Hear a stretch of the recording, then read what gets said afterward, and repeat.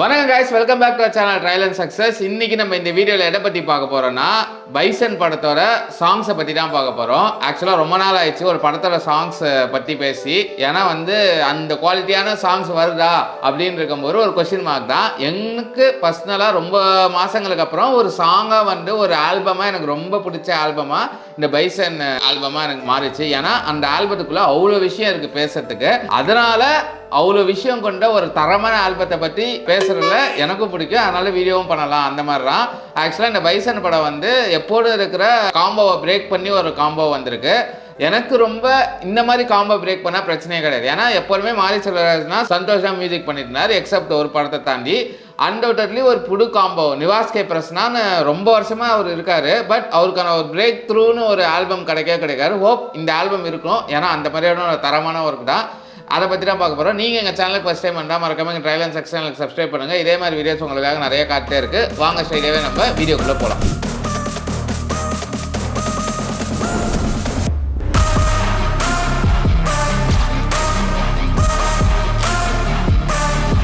ஆக்சுவலாக ஆல்பத்துக்குள்ளே போகிற முடியும். மொத்தம் இந்த பைசன் ஆல்பத்தில் 5 பாட்டு இருக்குது. 5 பாட்டுமே யார் எழுதியிருக்காங்கன்னா நம்ம மாரி செல்வராஜ் தான் எழுதியிருக்காரு. எக்ஸ்ட்ரா அறிவு ரெக்கன்னு ஒரு பாட்டில் கோ ரைட்டராக இருக்காரு. மொத்த லிரிக்ஸ் ரைட்டர் அதுதான். ஆனால் லிரிக்காகவே இந்த ஆல்பத்தில் எல்லா பாட்டுமே தாறுமாறுன்னு சொல்லலாம். இல்லை செம்ம லிரிக்ஸ் தான் அப்படின்னு சொல்கிறோம்ல, அந்த மாதிரியான ஒரு தரமான ஒர்க் தான் லிரிக்ஸ் சைட்லேருந்து. கொஞ்சம் கொஞ்சமாக மாரி செல்வராஜ் அவர் படத்தில் ஒரு 2 பாட்டு அப்படி இப்படி எழுதிருந்து இப்போ ஒரு ஆல்பமாகவே ஃபுல்லாகவே அவர் தான் எழுதியிருக்காரு. எனக்கு தெரிஞ்சு தான் ஃபஸ்ட் டைம் நினைக்கிறேன். வாழையில் கூட லைக் 2-3 சாங் வெளில எழுதியிருந்தாங்க. பட் இந்த ஆல்பத்தில் எல்லாமே மாரி செல்வராஜ் தான் பண்ணியிருக்காரு. இந்த காம்போ எனக்கு ஒரு சோர்ஸ் மூலமாக இப்படி கிராக் ஆச்சு. ஏன் சம்மந்தமே இல்லாமல் நிவாஸ் கே பிரசன்னா கிட்ட போனான்னா நம்ம திங்கம் மியூசிக் சந்தோஷ் ஒருத்தர் இருக்காரு. அவர் தான் நிவாஸ் கே பிரசன்னா ப்ரொஜெக்ட் பண்ணியிருக்காரு. ஒரு நல்ல டேலண்ட், இன்னும் பிரேக் த்ரூ கரெக்டான பிரேக் த்ரூ கிடைக்கல, அதனால நீங்கள் ட்ரை பண்ணுங்கன்னு சொல்லியிருக்காரு. சரி மாரி செல்வராஜ் சரி அவர் சொல்லிட்டாரு நம்ம ட்ரை பண்ணலாம் அப்படின்னு ட்ரை பண்ணி ஒரு தரமான ஆல்பம் தான் சொல்ல முடியும். இந்த ஆல்பத்தில் நம்ம எதை பற்றி பார்க்க போனால் ஃபர்ஸ்ட் பாட்டு தீக்குளுத்தி.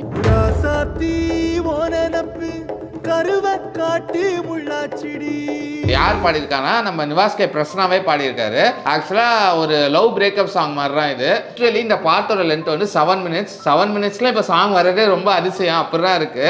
அந்த மாதிரி ஒரு 7 மினிட்ஸை ஒரு வைப்ரண்ட் ஃபீல் கொடுக்குற ஒரு சாங் தான் நான் நினைக்கிறேன்.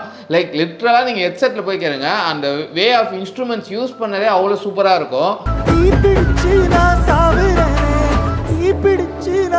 அந்த மியூசிக்கல் ஒர்க் தானா நம்மளை அட்ராக்ட் பண்ணும். அதே மாதிரி அந்த நிவாஸ் கே பிரசன்னா வாய்ஸ் ரொம்ப ஒரு புது ஃப்ளேவர் கிடைக்குது.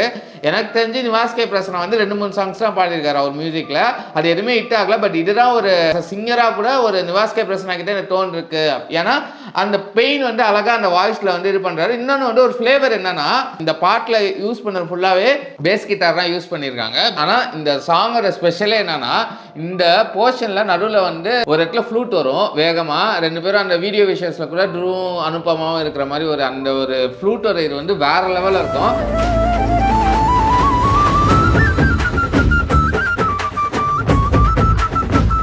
அந்த ஃப்ளூட்டோட ஒர்க் அவ்வளோ சூப்பராக இருக்குது. ஆக்சுவலாக நான் ஒரு நியூஸ் என்ன தெரிஞ்சுன்னா இந்த ஃப்ளூட் ஃபஸ்ட்டு கிடையவே கிடையாது இந்த சாங்கில். ஷூட் அப்போல்லாம் அந்த ஃப்ளூட் இல்லாமல் தான் இருந்துட்டு சாங் நம்ம ஆடியோ ரிலீஸ்க்கு 2 நாளைக்கு முன்னாடி நிவாஸ் கே பிரசன்னா இந்த ஃப்ளூட் இதை இன்ட்ரடியூஸ் பண்ணியிருக்காரு. மாரி செல்வராஜுக்கு ரொம்ப பிடிச்சி அதுக்கப்புறம் ஒரு எக்ஸ்டெண்ட் பண்ணி இன்னும் கொஞ்சம் லிரிக்ஸ் ஆட் பண்ணி எடுத்திருக்காங்க. அந்த மாதிரியான ஒரு தரமான ஒர்க் தான். நெக்ஸ்ட் பாட்டு செகண்ட் பாட்டு ரெக்க. அந்த பாட்டில் லிரிக் ரைட்டர்னா மாரி செல்வராஜும் அறிவு 2 பேரும் எழுதியிருக்காங்க. இதில் சிங்கர்ஸ் யாருன்னா வேடனும் அறிவுன்னு தான் பாடியிருக்காங்க. வேடன் ஒரு கேரளாவில் ரேப் சிங்கர். அதே மாதிரி நம்ம அறிவு தமிழ். 2 லேண்ட்ஸ்கேப்பில் இருக்கிற ஃபேமஸான ரேப்பர் 2 பேரையும் கொண்டு ஒரு புது டைமென்ஷன்ஸை கொடுத்துருக்காரு. ஆக்சுவலாக இந்த சாங் ஒரு மோட்டிவேஷனல் சாங். இல்லை ஒரு கபடி மோஸ்ட்டாக ஒரு ஸ்போர்ட்ஸ் ட்ராமா. அந்த கபடி அவர் ஒரு ப்ராக்டிஸ் செக்ஷன்ஸ் அதெல்லாம் ஒரு இம்ப்ரூவ் பண்ணுறது. இல்லை ஒரு மோட்டிவேஷனல் சாங் கைண்ட் ஆஃப் இதுதான்.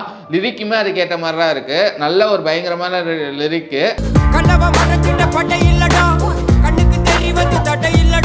ஆக்சுவலாக இந்த சாங் ஃபர்ஸ்ட் மாரி செல்வராஜ் சாய்ஸ் இந்த பாட்டுக்கு கமல்ஹாசன் தான். ஏன்னா அந்த பேஸ் வாய்ஸ் இருக்குல்ல, ஒதுங்குதா பாய போறான்டா அப்படின்னு தான் அவனுக்கு லிரிக்ஸாகவே அந்த பாட்டு இருக்கும். ஒரு இம்ப்ரூவ்மெண்ட் அது அந்த கமல் வாய்ஸ்ல இருந்தால் பெட்டராக இருக்கணும் அவர் ஃபீல் பண்ணாரு.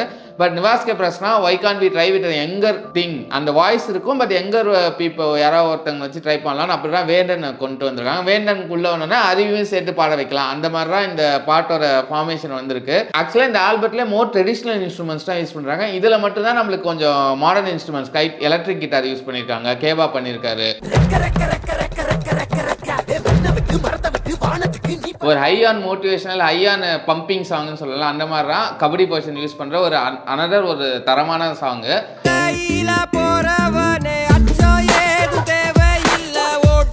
நம்ம தேர்ட் சாங் வந்து இந்த படத்துல என்ன பண்ணா சீனிக்கல், சின்ன சின்ன சீனிக்கல் சிரிச்சு காட்டு. அதெல்லாம் வந்து தேர்ட் சாங். இந்த பாட்டுமே அஃப்கோர்ஸ் அந்த மாதிரி மாரி செல்வராஜ் தான் எல்லாம் எழுதியிருக்காரு. இந்த பாட்டு யார் பாடியிருக்கான்னா ரெண்டு ஐகானிக் சிங்கர்ஸ், ரெண்டு iconic melody singers known for their voices, அவங்க தான் பாடியிருக்காங்க. சின்மையும் நம்ம விஜய் யேசுதாஸ் அவங்க ரெண்டு பேருமே பாடியிருக்காங்க. ரெண்டு பேருமே எனக்கு பர்சனலாக ரொம்ப ஃபேவரட்டான சிங்கர். இது வந்து கிட்டத்தட்ட ஒரு அப்பா பையனுக்கான ஒரு தாலாட்டு பாட்டு மாதிரி தான், ஆர்ஆர்ஓ பாட்டு மாதிரி தான்.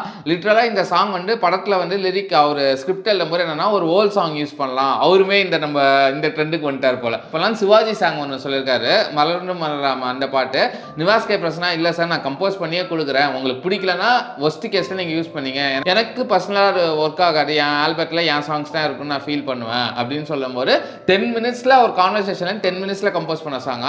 லிட்ரலி ஒரு ஷூட்டிங் ஃபீல் தான் சொல்ல முடியும். அவ்வளோ மெலடியாக ரொம்ப ஒரு அந்த ஆறாறு அந்த அதான் தாலாட்டு பாட்டுன்னு சொல்லுவாங்கள்ல, அந்த மாதிரியான ஒரு ஃப்ளேவர் தான். ஆக்சுவலாக என்னன்னா ஃபஸ்ட்டு கொஞ்சம் போர்ஷனில் வந்து சின்மை போர்ஷன் இருக்கும்.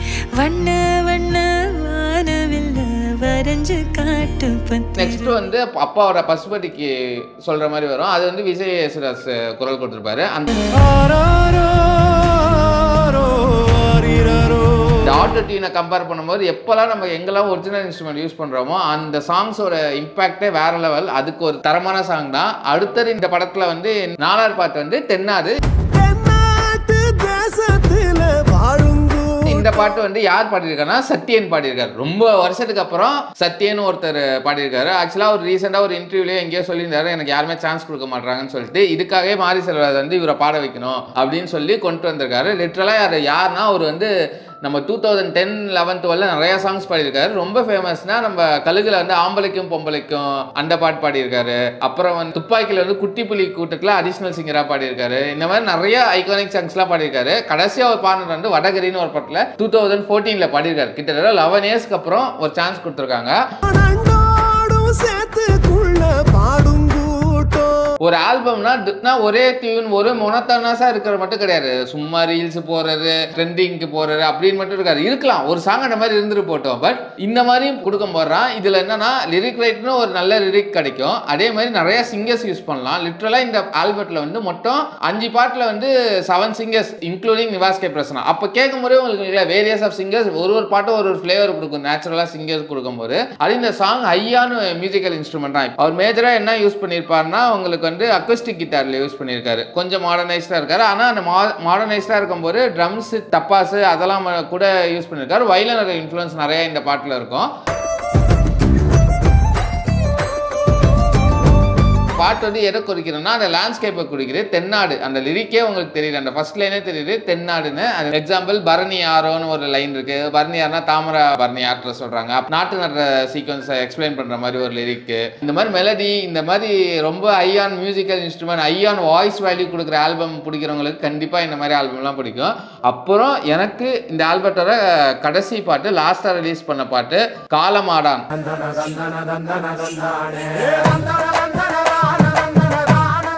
பேரு இந்த பாட்டு யார் பாடியிருக்காருன்னா மகாலிங்கம் அவர் தான் பாடியிருக்காரு. மாரி செல்வராஜ் லிரிக்கு. லிட்ரலா எனக்கு வந்து இந்த பாட்டு வந்து லாஸ்டா ரிலீஸ் ஆச்சு. எனக்கு கேட்கும்போது அந்த ஒரு ஃபீல் இருக்கும்ல வேற லெவல். அந்த கிராமத்துலாம் போனால் நம்ம குலதெய்வம் கோயிலுக்கு அந்த கிராம சைட்லாம் போனீங்கன்னா ஒரு இன்ஸ்ட்ருமெண்ட் திருவிழா அப்போ யூஸ் பண்ணுவாங்க அந்த சாங்ஸ்லாம். கிட்டத்தட்ட அந்த ஃபீல் வந்து ரொம்ப ராவா ரொம்ப இதா இருக்கு. எனக்கு கேட்கும் போதே ஒரு மாதிரி இருக்கு.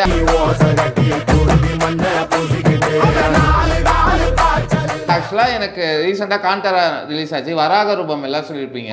அந்த மாதிரியான ஒரு டிவைன் ஃபீல் கொடுக்குற ஒரு சாங்கராக எனக்கு இந்த சாங் கொடுத்துது. ஆக்சுவலாக இதில் வந்து மேஜராக ரொம்ப ராவான சாங். மேஜராக மியூசிக்கல் இன்ஸ்ட்ருமெண்ட் பார்த்தீங்கன்னா நம்ம ஓல்ட் ட்ரெடிஷ்னல் டவுல் அதெல்லாம் மேஜராக யூஸ் பண்ணியிருப்பாரு. ஸ்டார்டிங்கில் வந்து நம்ம சலுங்க இருக்குல்ல அந்த சவுண்ட்ஸை வச்சு ஒரு மியூசிக் பண்ணியிருப்பாங்க.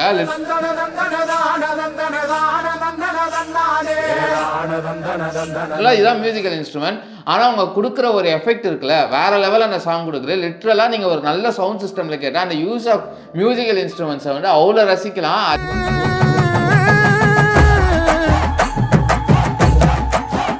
அந்த திருவிழா நோக்கி அந்த காலமாடன் கேரக்டரை வந்து ரிஃப்ளெக்ட் பண்ணுற மாதிரியான லிரிக்கல் ஒர்க் தான் இதுவுமே. பயங்கரமான அதான் சொல்கிறேன், 5 சாங்குமே ஒரு பயங்கரமான சாங் தான். எப்போதுமே ஒரு டேரக்டருக்கு வந்து மியூசிக் சென்ஸ் இருந்தால் அது இர்ரெஸ்பெக்டிவ் ஆஃப் என்ன காம்பினேஷன்ஸில் கம்பைன் பண்ணுறாங்களோ அந்த ஆல்பம் வந்து செம்மையாக இருக்கும். ஏர்லியராக நான் யாரை சொல்லுவேன்னா கௌதம் வாசுதேவன் மேனன் சொல்லுவேன். ஏன்னா அவர் இர்ரெஸ்பெக்டிவ் ஆஃப் மியூசிக் டைரக்டர், அவர் ஆல்பம்லாம் அந்த சாங்ஸ்னால் அவர் படம் சாங்ஸ்னால் சூப்பராக இருக்கும்.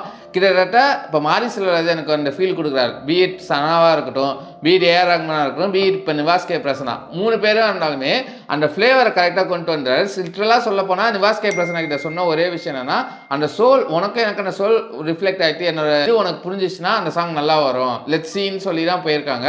அது நல்லாவே ரிஃப்ளெக்ட் ஆகிருக்கு. வெரைட்டி இருக்குது. ஒரு லவ் ஃபெயிலியர் சாங், ஒரு ஹாப்பி சாங்கு, ஒரு மோட்டிவேஷ்னல் சாங்கு, ஒரு அப்பா பையனுக்கு இருக்க தாலாத்து சாங்கு, அந்த மாதிரி வைட் வெரைட்டியும் எனக்கு ஒரு ஃபீல் இருந்து ஒரு நல்ல ஒரு சாட்டிஸ்ஃபேக்டரியான மியூசிக்கல் தான். எனக்கு லாஸ்ட்டாக வந்து எனக்கு தெரிஞ்ச தமிழ் எனக்கு ரொம்ப சாட்டிஸ்ஃபேக்டரியாக ஒரு ஆல்பம் தான் 3 BHK எனக்கு இருந்தது. அதுக்கு கூட நம்ம வீடியோ பண்ணியிருப்போம். எனக்கு அதுக்கப்புறம் எனக்கு பைசான் ரொம்ப பிடிச்சிருக்கு. ரீசெண்டாக வந்த ஒரு ஆல்பமாக நீங்கள் கேட்கலாம், போய் கண்டிப்பாக போய் கேளுங்க. ஒன் ஆஃப் தி குட் ஆல்பம்ஸ்னு சொல்லலாம் ரீசெண்ட் டைம்ஸில். உங்களுக்கு இந்த ரிவ்யூ பிடிச்சுன்னா மறக்காம எங்கள் ட்ரையல் அண்ட் செக்ஷன் சப்ஸ்கிரைப் பண்ணுங்கள், லைக் பண்ணுங்கள், கமெண்ட் பண்ணுங்கள், உங்கள் ஃப்ரெண்ட்ஸ் அண்ட் ஃபேமிலிக்கு ஷேர் பண்ணுங்கள், மறக்காம ஹைப் பண்ணுங்க, கட்டிட்டு போயிருங்க. அடுத்த வீடியோவில் பார்க்குற வரைக்கும் பாய்.